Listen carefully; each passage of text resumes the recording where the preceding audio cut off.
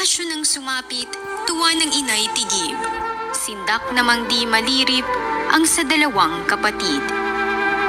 Magkagayoy ang Adarna na mayagpag na sa hawla. Balahibong pangit niya'y hinalinhan ng maganda.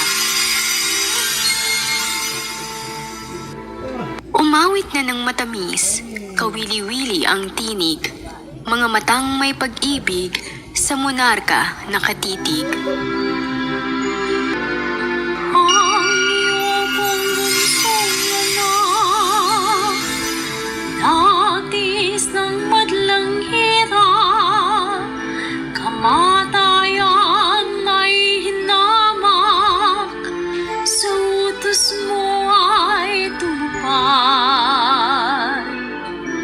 Yung anak mong dalawa, inutusan ng una, kabiguan ang nakuha, kapwa naging bato sila.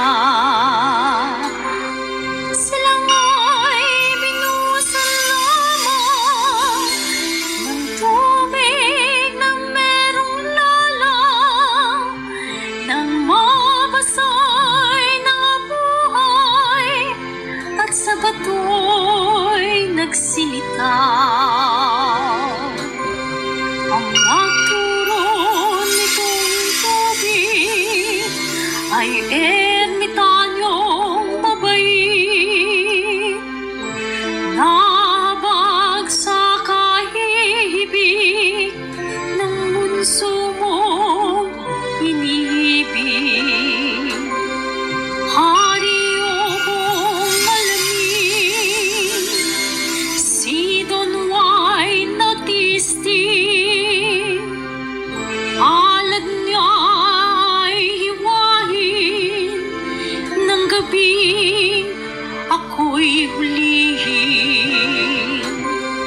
Kusang ito'y tinis nang dahil sa kaniyang nais, nang taglay mo pong sakit ay huwag pang pakalawin.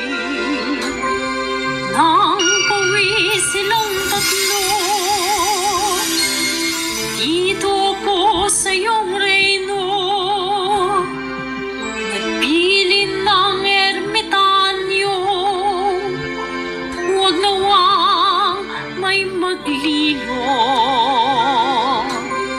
Sa apoy ng kainggitan nitong anak mong panganay, nagbuko ng kataksilan, napatayin si Don Juan. Nasansalang pagpatay, ngunit sila'y nagpulungan, nang malayo'y may kindatang, pabala ng kasawian. O kay lupit haring mahal, nang nangyari sa kindatang, pagtaka'y pinagtulungan, umugin po si Don Juan. Kaya lamang tinigilay ng malugmok na't walang malay, iniwan sa kaparangan, at ako nga ang tinaglay. Sa pagtampong Diyos, sa prinsipe ay tumulong, ang isang ugot-ugot na matandang mangkakamot. Sa himala po ng langit, tapos ang ilang saglit,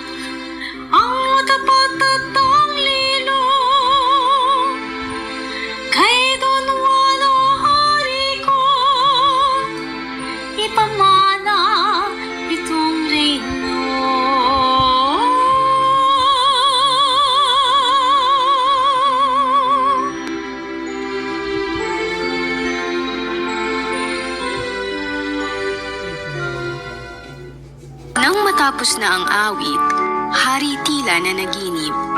Nagbalikwas na sa banig, parang hindi nagkasakit.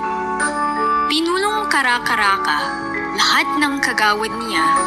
Inilagda ang parusang ipatapon ang dalawa. Hindi ko po mababatang sa aking malayo sila. Kaya po ibigay mo na ang patawad sa kanila.